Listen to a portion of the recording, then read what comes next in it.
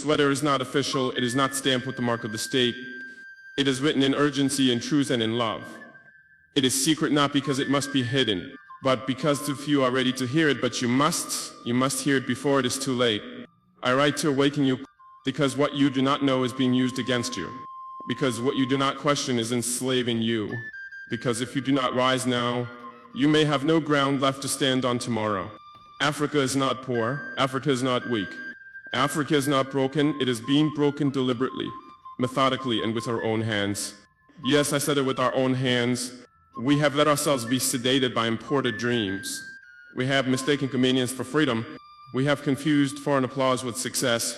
And now the very soul of our continent is being auctioned to the youth of Africa, those in Lagos traffic in the Nairobi slums, in the fields of Bamako, in the universities of Accra, in the nightclubs of Joburg, in the refugee camps of Tripoli, in the mining pits of Katanga, in the cafes of Kigali, and under the neon lights of Paris and Rome. I say this OKWU pit, all be erased.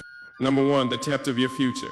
My brothers and sisters all, my sons and daughters in the spirit of Africa, let us begin with the truth that should pierce the conscience of every young African who still dares to dream. Your future is being stolen piece by piece, deal by deal, lie by lie. Not by chance, not by accident, not by natural disaster, but by men in suits and uniforms, by policies dressed as progress, by deals signed in silence, by the kind of leadership that confuses servitude for strategy. And yes, by your own silence and surrender. You were told that independence was given to your fathers. But I ask you, if we are free, then why do our currencies still bow before the euro? Why do our resources feed foreign stock markets while our people feed on hope and prayer?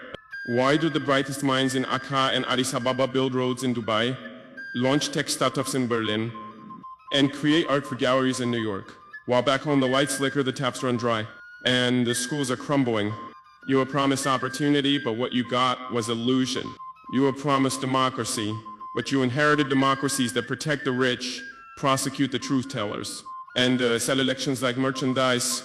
You were promised globalization, but it came wrapped in poverty, dependency, and cultural erasure.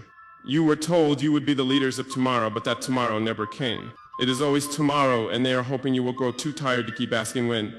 My dear African youth, I must speak to you plainly. You are being groomed for obedience, not leadership. You are being shaped to serve, not to shape.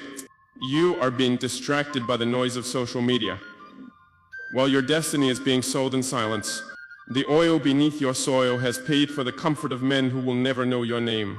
The lithium under your hills has powered smartphones in Tokyo and Teslas in California, but your schools still teach under trees and your hospitals still run without electricity. How long will we call this misfortune instead of what it truly is, a system? A system designed to keep you focused on football matches and fashion trends while your economy is auctioned off to foreign powers. A system that makes you chase visas and celebrity lifestyles while your ancestral lands are bought by billionaires. A system that whispers Africa will rise but never tells you who is lifting it and for whose benefit. Let me ask you something uncomfortable. When a 25-year-old African man sells his vote for a bag of rice,